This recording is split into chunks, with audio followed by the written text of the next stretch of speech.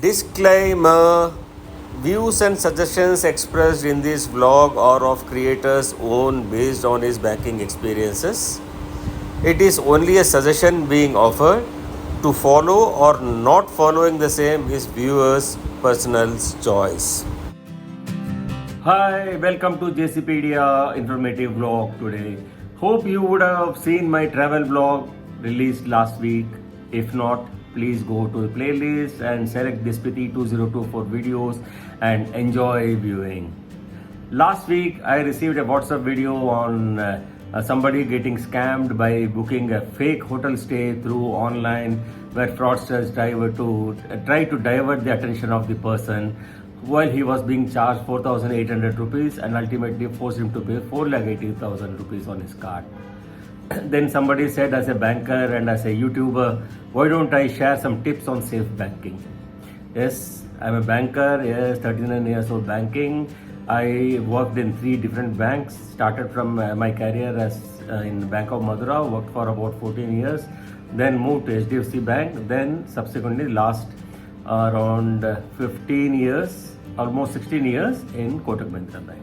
I started my banking career as a teller, yes, as a cashier in 1982, and slowly grew up to retire as a senior vice president, heading the operation of Kotak Mahindra Bank for the entire North and Eastern India.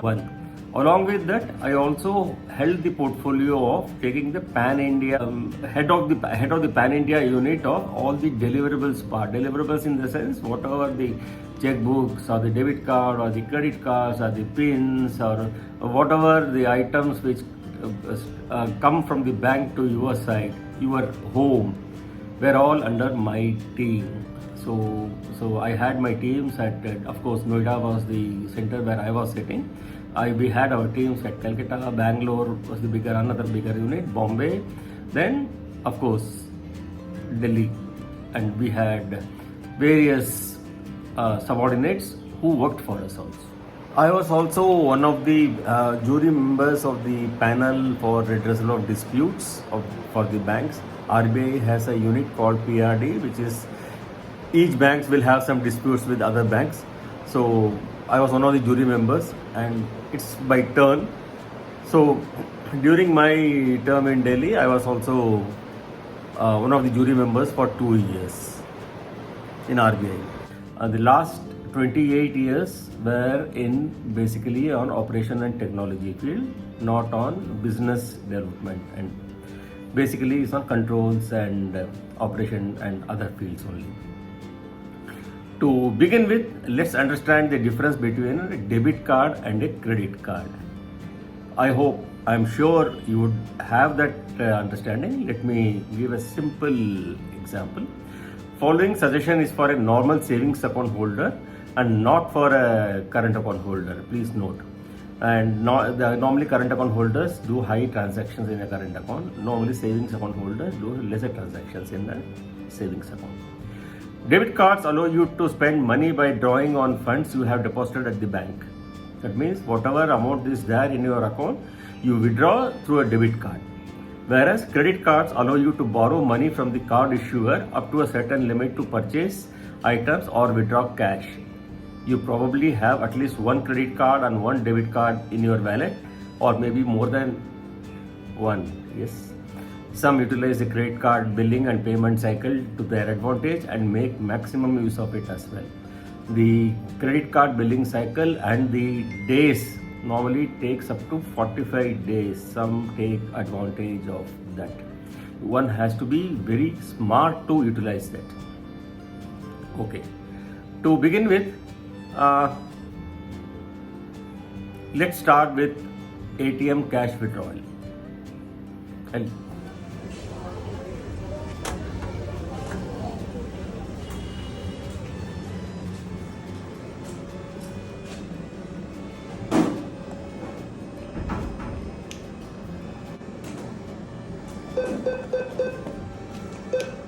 Please wait while your transaction is When I showed you the entry to the ATM room, the ATM screen displayed cardless cash withdrawal.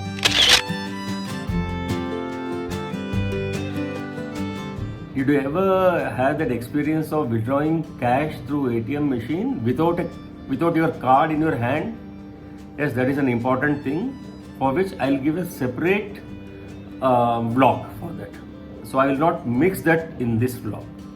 Okay? ठीक है. So to begin with ATM cash withdrawal, just think over an average how much of cash withdrawal you make in a month. 10,000, 15,000 or maximum 20,000 in a month. With digital payment accepted all over and everywhere, usage of cash is almost negligible. If you ask me, my cash withdrawal is between 10,000 to 15,000 a month, not more than that. This only for making smaller payments. House helps. Some Mali would come, or the sweeper would come, or the car cleaner would come.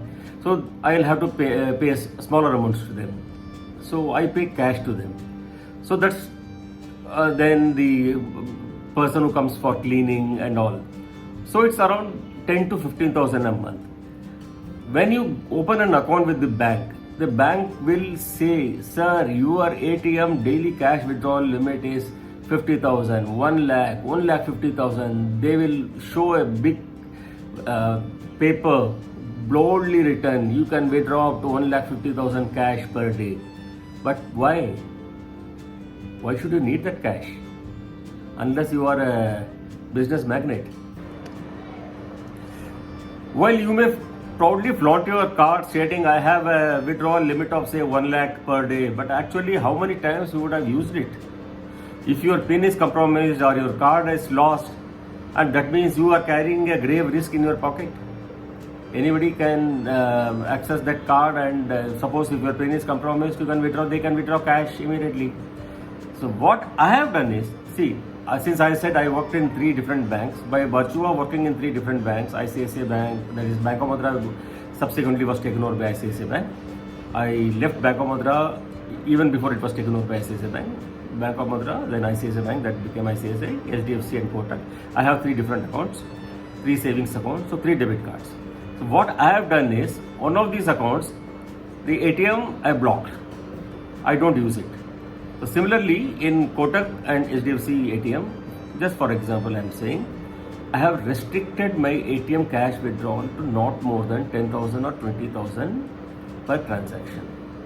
So even if I lose my card and by mistake my PIN is compromised, then the thief or the person who stole it will not be able to steal more than that restricted amount of 10,000 or 20,000 rupees. Not that limit of 1 lakh or 1,50,000 which the bank has given to me. That is the first thing. How you do it, that is the main question. See, as far as the private banks are concerned, I am well aware they have this net banking application as well as the mobile application, where there is an option called card controls, debit card and credit card controls, where you can click on that, go to that setting, select your debit card or credit card and choose the amount set limit on your own. You don't have to go to a branch or a bank, give a writing on a paper, मेरे को इतना कर दो and all. No, you can set your own limit for cash withdrawals on an ATM or a POS limit, or how much amount you can swipe, or on a touch pay how much amount you can do. You can do it on your own.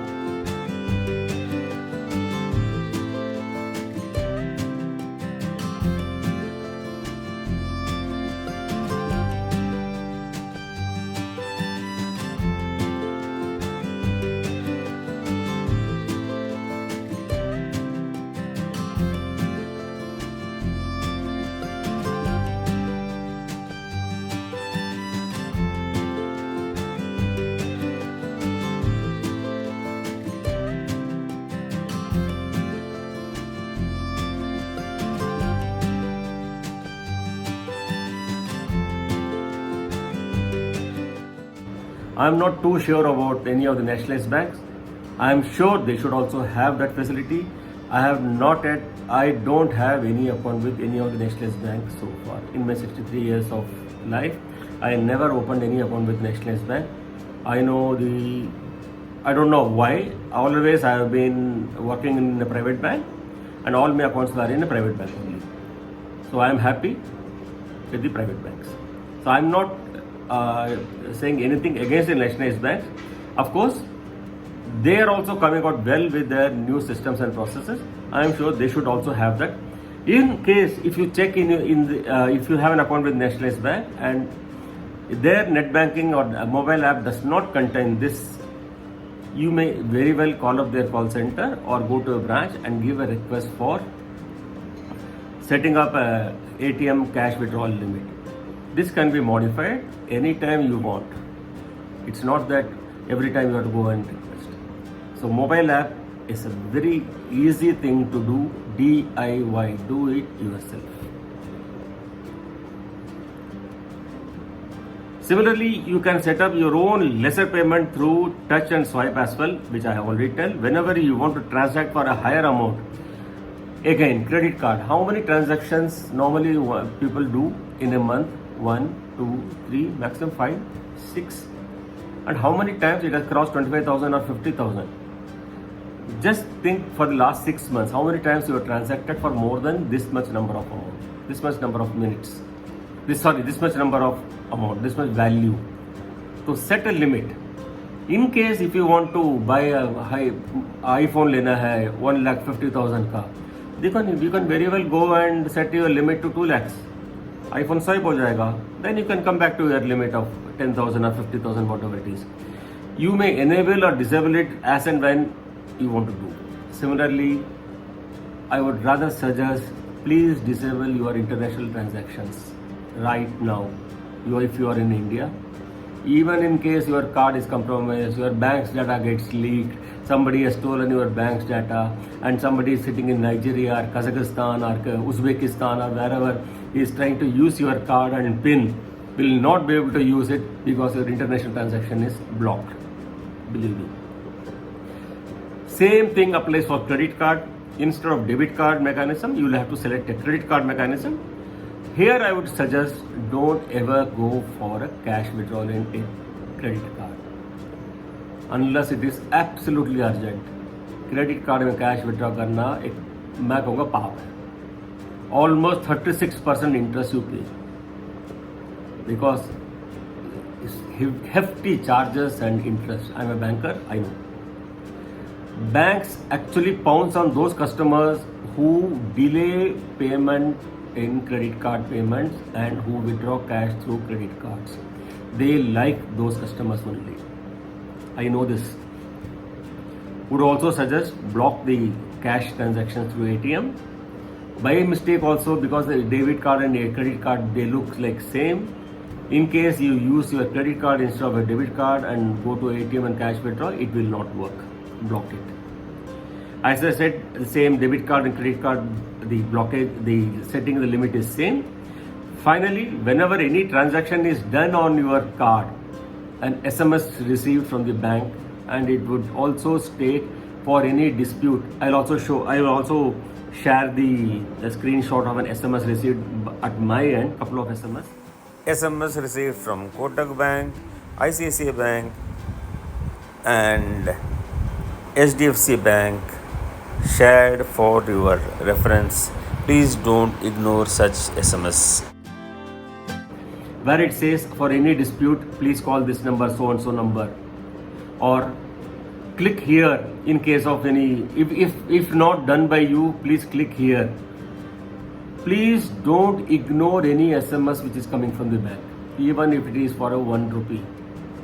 Normally we have the tendency to ignore the SMS. Please don't do it. Who knows? The next SMS what you receive could be a danger.